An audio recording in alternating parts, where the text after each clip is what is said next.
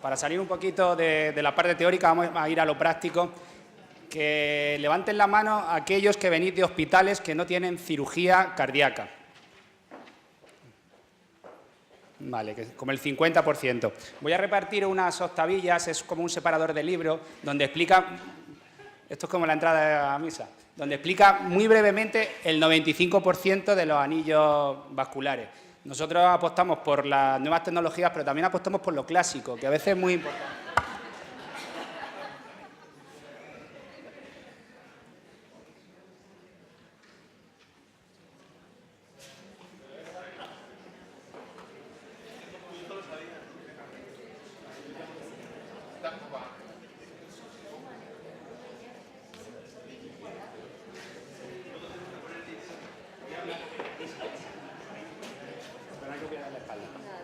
Bueno, déjame para pasar.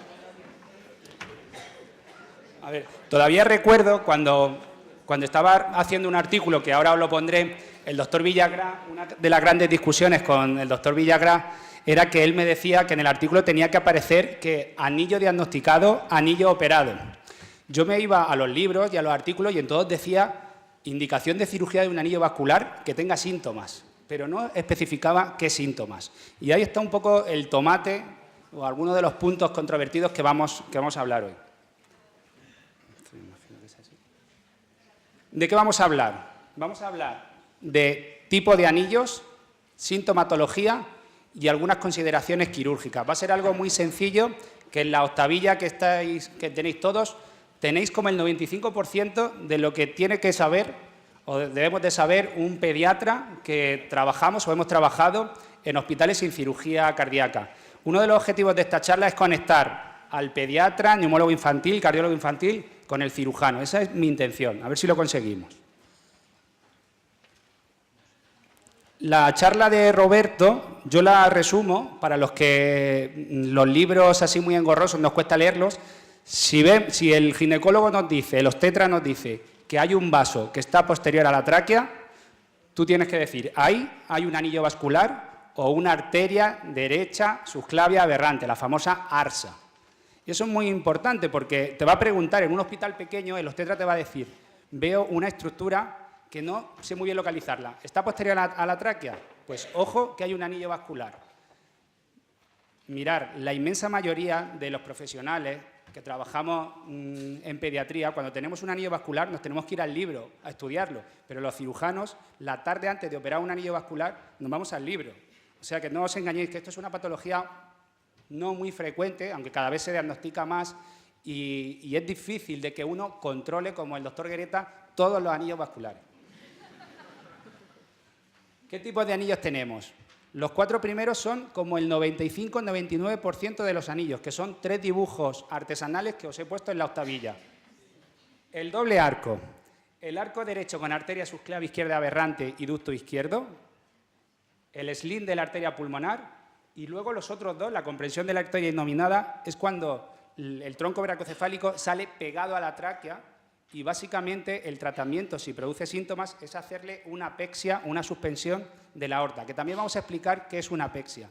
Porque otro de los problemas de los anillos vasculares es que empleamos términos que pensamos que todo el mundo lo sabe, pero hablamos de Comerel como si todo el mundo supiera lo que es un Comerel.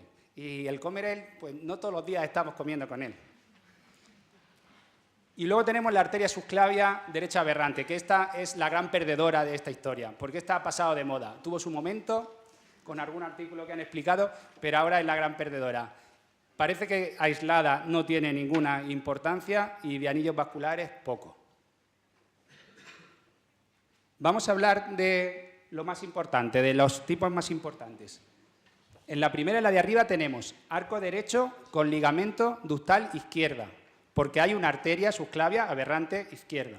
El tratamiento quirúrgico es muy sencillo, es cortar el ductus. Cortas el ductus y en quirófano ves cómo se abre el anillo vascular. Pero, ojo, las últimas publicaciones nos dicen que aparte del ductus, muy importante, la adventicia del exófago hay que liberarla también, porque puede generar anillo vascular y nunca cerrar la pleura. Cuando tú abres tejidos y llegas a ese sitio, si luego vas cerrando, esa cicatriz te puede perpetuar el anillo. Y eso es muy importante. Y una cosa que nosotros hacemos aquí casi con relativa frecuencia últimamente es hacer una apexia de la aorta. ¿Qué es una apexia, una suspensión que hablamos así? Pues simplemente tú das un punto en la adventicia de la aorta y te lo llevas a la pared torácica, la pleura parietal, para retirarla de la zona de conflicto. Eso es una suspensión. Nosotros en el artículo que luego os voy a presentar, que lo publicamos en el 2016, sí que hemos visto que aquellos que hacíamos menos pexia teníamos más porcentaje de reintervención porque los síntomas permanecían. El segundo tipo que vamos a ver, arco aórtico derecho, doble arco aórtico. A ver, muy importante aquí, si el arco más pequeño, que siempre vamos a intentar cortar el arco más pequeño, es el derecho, se nos tienen que encender las alarmas. Hace poco operamos, hace un año o así, un doble arco que lo mandaban de otro hospital con una prueba de imagen, con una resonancia, que luego veremos que no es lo que más nos gusta la resonancia porque la vía aérea no se ve bien. Y lo operamos sin pedirle aquí una prueba de imagen y era un doble arco con un predominio izquierdo. Le seccionamos el arco derecho y se nos coartó el paciente. Mucho señal de alarma. Doble arco. Cuando el más grande es el izquierdo, ojo porque puede pasar algo. ¿Qué es lo que hacemos ahora en quirófano? Clampamos selectivamente uno y otro y vemos cuál tiene más o menos repercusión para ver cuál seccionamos. El sling de la arteria pulmonar, esto es otra liga, esto es distinto. Estos dos se operan con una toracotomía izquierda. El 99% de los anillos vasculares que no son sling se hacen por toracotomía izquierda. ¿Por qué? Porque ahí es donde tienes el ductus. El sling es otra liga en pronóstico, es otra liga en complicaciones, es otra liga en cirugía. Se opera por esternotomía, la mayoría tienes que meterlos en circulación extracorpórea y un 50-60% asocian anomalías traqueales severas. ¿Cómo de severas? Que incluso tenemos que operarlos con nuestros compañeros de pediátrica para que le hagan una traqueoplastia. Y luego tenemos la gran perdedora. ¿La gran perdedora cuál es? La que los antiguos, bueno, no tan antiguos, años 80, 90, hablaban de la disfagia alusoria, que decían que la arteria derecha subclavia aberrante, que pasa posterior, producía un anillo. Incluso nosotros tenemos una publicación del doctor Cordovía de los años 90 que era el 50% de lo que operamos. Ahora ya ha caído en desuso. La mayoría de vosotros tenéis amigos que han tenido una ARSA en el fetal y te llaman, oye, que me han visto una arteria derecha subclavia aberrante, eso es muy importante, no tiene cardiopatía, no tiene ninguna otra cosa, a volar. Este es el artículo que os hablo. A ver, Álvaro me decía que en todas mis charlas leía muchos artículos, pero luego no explicaba todos esos artículos. Y digo, yo lo que quiero es daroslo ya masticado, daros exactamente para facilitaros la vida y el tiempo en esto. Esto es un artículo que escribimos el equipo de La Paz, donde contamos nuestros 15 años de experiencia quirúrgica. Y bueno, es un artículo sencillo, pero viene todo lo que vamos a hablar en esta charla de una manera muy clara y en castellano. Pones en Google anillo vascular y La Paz, o Raúl, y te sale directamente el primero, ¿vale? Bueno, y aquí os explico un poquito. A ver, el diagnóstico prenatal es lo más importante ahora. La mayoría se diagnostican prenatalmente, que eso tiene su rollo. También lo veremos. Con respecto a los síntomas asociados, que no hemos hablado, el estridor. Cuando tenemos un anillo vascular con estridor, cirugía. Y cuando tenemos un anillo vascular con algo de sintomatología, cirugía. Y aquí podemos entrar al debate, porque no está muy claro. Y algunos me diréis, no, yo es que si tiene alguna bronquitis aislada y tiene un anillo vascular, no hago la indicación quirúrgica. Bueno, yo voy a intentar convencer de que hay que operarlo, como cirujano y porque estoy convencido de que hay que hacerlo. Muy importante, tras la cirugía tenemos un 30% en los doble arcos, un 40% en los arcos derechos con subclavia izquierda aberrante y un 33% en los sling que después de operarlo siguen con síntomas. ¿Por qué? ¿Porque los hemos operado mal? No, porque un porcentaje muy alto de los anillos asocian traqueomalacia y a pesar de que los operas siguen con síntomas. Algunos hemos tenido que reintervenirlo porque los síntomas eran síntomas severos, pero la mayoría, un porcentaje muy importante, y eso nos lo dicen los compañeros de cirugía pediátrica en la bronco que hacemos en la cirugía, asocian traqueomalacia. Cirugía traqueal, como hemos dicho, el sling de la pulmonar, es otra cosa distinta. ¿Qué consideraciones quirúrgicas vamos a hablar? ¿Por qué operarlo en un hospital donde hay experiencia en operar anillos vasculares? La mortalidad de los dos más frecuentes, doble arco y arco derecho con subclave izquierda aberrante, es muy baja, si no hay ningún problema de los bronquios y ningún problema de cardiopatía severa asociada. Es menor del 1%. De hecho, en este hospital, en los últimos 15-20 años, no ha fallecido ningún niño con esta patología. Pero aparte hay que ofrecer más cosas. ¿Qué ofrecemos? Los últimos artículos hablan del sparing muscular, que es preservación muscular. Nosotros cuando seccionamos la pared torácica tenemos que seccionar el serrato mayor y el dorsal ancho. Y hay dos maneras de luego arreglar esto. Tú ves músculo y músculo y lo juntas, o separas uno y otro y los vas juntando. ¿Por qué la importancia de esto? Porque, ojo, que los anillos vasculares operados de pequeñito, en el adulto pueden hacer escoliosis que marquen la vida de esa persona. Entonces, algo tan importante y tan sencillo que el cirujano tiene que perder 5 o 10 minutos en hacer eso, puede marcar la vida de ese niño. No cerrar la pleura, como ya he comentado, suspensión aórtica y Comerel, y pongo aquí broncoscopia. Nosotros lo que hacemos, cuando tenemos una sospecha de anillo vascular y tiene síntomas, aunque sean leves, los mandamos a hacer el TAC. ¿Por qué creemos que el TAC es el principal método diagnóstico? Porque se ve muy bien la vía aérea con respecto a los vasos y nos da muchísima información. Nos dicen si tenemos alguna anomalía bronquial que tenemos que hacer algo y qué tipo de anillo y cómo tenemos que intervenir. ¿Y por qué no hacemos broncoscopia previamente a la cirugía? Porque la hacemos en quirófano, le evitamos una sedación al niño. Antes de intubar, con respiración espontánea, hacemos la broncoscopia y los compañeros nos dicen dónde piensan que está la obstrucción y qué tipo de traqueomalacia. Y a la salida, si tenemos duda, metemos otra vez el broncoscopio y eso nos ha evitado más de una reintervención.